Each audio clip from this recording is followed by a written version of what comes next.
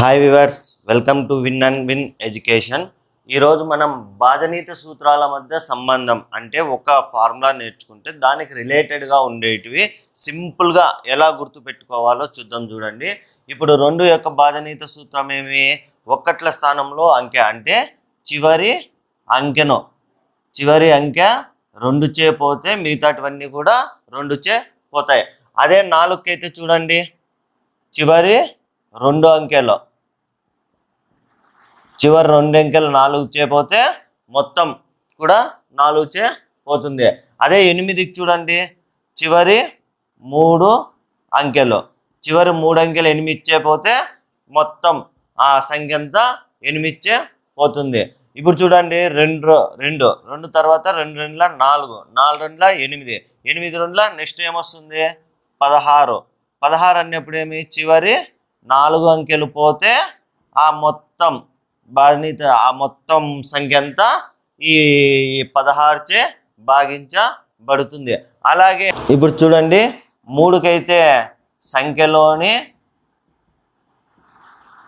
అంకెల మొత్తం.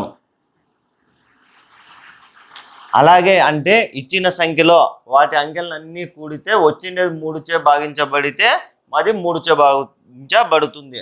అలాగే 9తో చూడండి, 9 కూడా అంతే.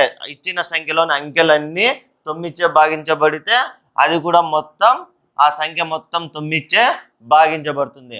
అంటే వీటి మధ్య సంబంధం ఈ విధంగా ఉంటుంది. ఇంకా 5 చూడండి, 5కైతే చివరి అంకె 5 కానీ 0 కానీ ఉండాల. అది సేమ్ దీనికి కూడా 10 అయితే చివరి అంకె 0 1 ఉండాల. వీటి మధ్య సంబంధం ఈ విధంగా ఉంది. నెక్స్ట్ వచ్చి ఇప్పుడు చూడండి, మీరు ఇక్కడ మనకి ఏమేమి అయిపోయినాయి? 2 4 8 16 3 9 5 10. ఇప్పుడు 11 ఒకసారి చూడండి. 11 ఏమంటే 11 వచ్చి కప్ప అని గుర్తుపెట్టుకోండి. ఏది? కప్ప. ఎందుకంటే ఇచ్చిన సంఖ్యలో ఒక అంకె ఇడిచి ఒక అంకె ఇట్లా ఎగురుకుంటూ పోతాం. మళ్ళీ అదేమి రివర్స్లో ఏమొస్తాం? మనము ఇట్లా వస్తాం మళ్ళా. సో వాటి మధ్య భేదం అనేటప్పటికి మనము కప్పను కనుక గుర్తుపెట్టుకుంటూ పోతే ఎగురుకుంటూ పోవాలనేది 11 చే ఈజీగా అయిపోతుంది. ఇప్పుడు చూడండి ఏమేమి అయిపోయినాయో రాసుకుందాం ఒకసారి. మనకి 2 3 4 5 6 7 8 9 10 11 12 13 14 15 16 17 18 19. సో మనకు అయిపోయిన దాంట్లోనే టిక్ కొట్టేసుకోండి. 2 అయిపోయింది, 4 అయిపోయింది, 8 అయిపోయింది, 16 అయిపోయింది. అక్కడికి వస్తే 3 అయిపోయింది, 9 అయిపోయింది, 5 అయిపోయింది, 10 అయిపోయింది, 11 అయిపోయింది. ఇప్పుడు మనము 6 7 12 13 14 15 17 18 19 అనేటివి ఎట్లుంటాయో చూద్దాము. ఇప్పుడు చూడండి, 6 తీసుకుందాము. 6 నెక్స్ట్ వచ్చి 12 15 అలాగే 14 18. వీటి మధ్య ఎట్లుందంటే ఇప్పుడు చూడండి, 6 12 15. 6 అనేది ఏమి? 3 చే భాగించబడల్లా, 2 చే భాగించబడల్లా. 12 ఏమి? 3 చే భాగించబడల్లా, 4 చే భాగించబడల్లా. 15 ఏమి? 3 చే భాగించబడల్లా, 5 చే భాగించబడాల. అంటే ఈ మూడిటికి 3 అనేది కామన్గా ఉంటుంది.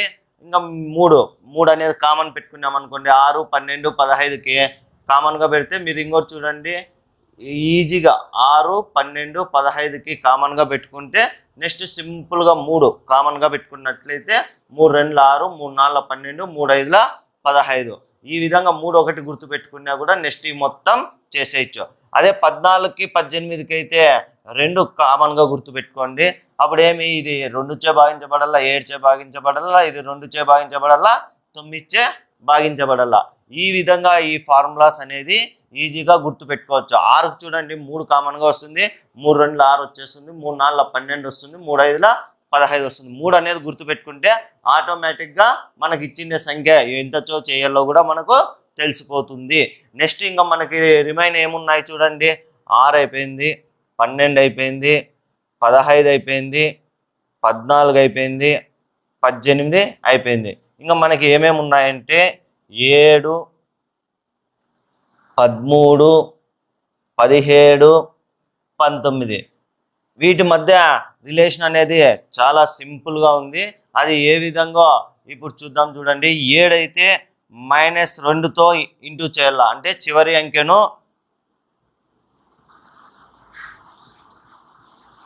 -2తో ఇంటూ చేసి -2తో మల్టిప్లికేషన్ చేసి ప్లస్ చేయాల. మిగిలిన సంఖ్యలకి -2తో మల్టిప్లికేషన్ చేసి ప్లస్ చేస్తే ఆ విధంగా స్టెప్ బై స్టెప్ చేసుకుంటూ పోతే లాస్ట్కు అది 7th డివిజిబుల్ అయితే ఖచ్చితంగా 7 చేది భాగించబడుతుంది. ఇప్పుడు 13 చూడండి. 13 ఏం చేస్తామంటే 4తో చేస్తాం. అంటే ఇచ్చిన సంఖ్య చివరి అంకెను 4తో గుణించి దాన్ని యాడ్ చేసుకుంటా వస్తే 4తో ఇంటూ చేస్తాము. మళ్ళీ దీన్ని ఏం చేస్తాం, మనము ప్లస్ చేస్తే లాస్ట్కి అది 13తో భాగించబడితే అది ఖచ్చితంగా ఆ సంఖ్య మొత్తం 13 చేత భాగించబడుతుంది. అదే 17 అయితే -5 చేస్తాం. -5తో చివరి అంకెను ఇంటూ చేసి వచ్చి మిగిలిన సంఖ్యకి ప్లస్ చేస్తాం. అలా చేసుకుంటూ పోతే అది 17తో భాగించబడితే 17తో భాగించబడుతుంది. అదే 19కి అయితే +2తో ఇంటూ చేస్తాం. +2తో ఇంటూ చేసి వచ్చిన సంఖ్యకు కూడుకుంటూ పోతాం.